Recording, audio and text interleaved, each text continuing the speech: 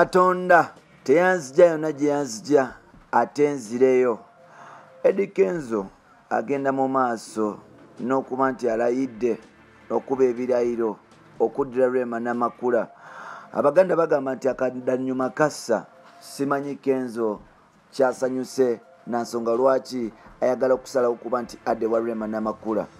Oba mukwano gwe muzibo gwamutwala ne gumutwala ne gumusitula, oba Rema alina bye yamukolera ng'oba oli awatandise okuba nti abirowoozaako. Kenzo we twogerera enteekateeka yazikoze dda, ababaka yabaseetinze dda, na buli kimu oba oli awo kye yali asuubira okukola yatandise okuba nti abikola asobole okuba nti yeefunira Rema. Wano Kenzo bwadde wa Rema nina ebibuuzo nga 10 mu mutwe gwange bye ngenda okumubuuza ng'amusisinkanye maaso ku maaso, mugambe nti papa kino na kino na kino na kino kyali kitya bwe kiti ne bwe kiti. Nina ebibuuzo 10 bye ngenda okubuuza Kenzo nga maze okuddayo ewa Rema Namakula, nabitegeka dda era nali nkisuubira. Mukama nze gye yanzija bulamu bwonna bwe yanzijamu tayagala nzireyo.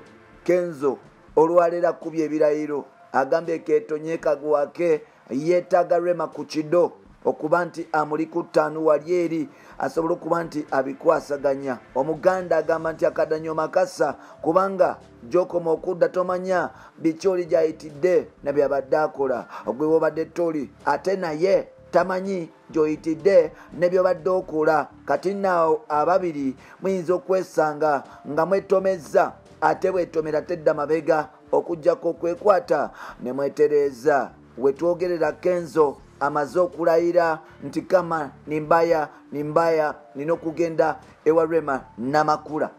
Tukwaniriza ku mukutu gwaffe omuganzi baguyita Uganda mu Kamoli, amanya n'eddoboozi bampita Ntambi James Rich Boy yawo Maxudi Junior yawo. Webale kuba nti otambula naffe ate nabakusubscribinga ngamba tolwawo subscribing tusobole okuba nti tutambula ffenna.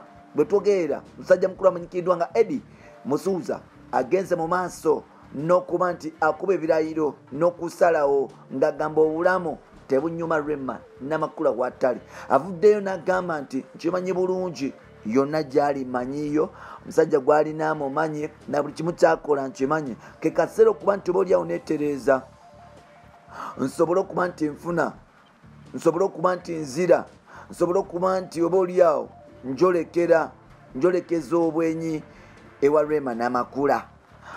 Kenzo agamba nti Katonda teyamutonda kuba nti abonaabona nakuwonyabonya abantu b'abandi.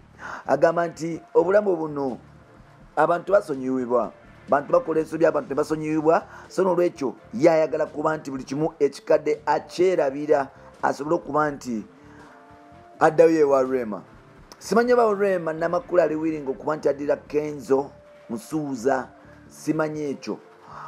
Simanyi naye think buli kimu kisoboka kuba balina abaana together.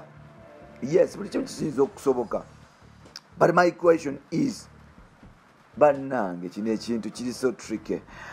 You know like bingi nga Rema Namakula amaze okuba nti ayawukana ne Kenzo, bantu bangi abayogera ebigambo bye bayogera, amawulire gagenda mu maaso n'okuba nti gawandiika bye gawandiika.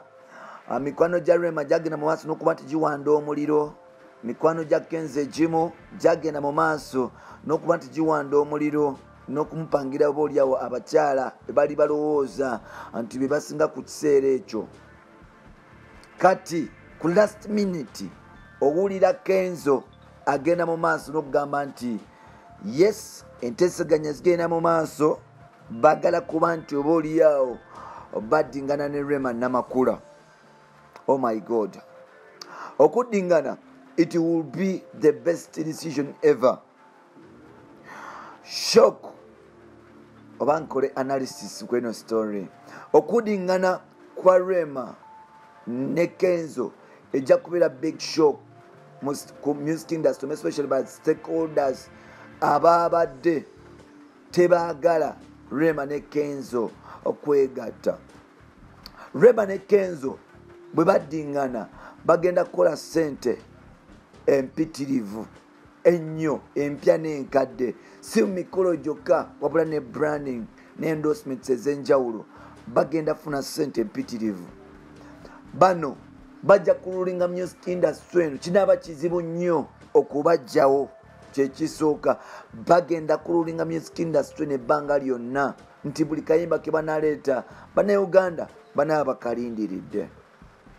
Kenzo ne Rema n'amakulu okwegatta oba okuddamu okuba nti beewasa, kijja kukola ebintu bingi, kijja kukyusa obulamu bwabwe bwonna, kijja kukyusa ne face ya industry eno, kijja kuswaza abantu bangi.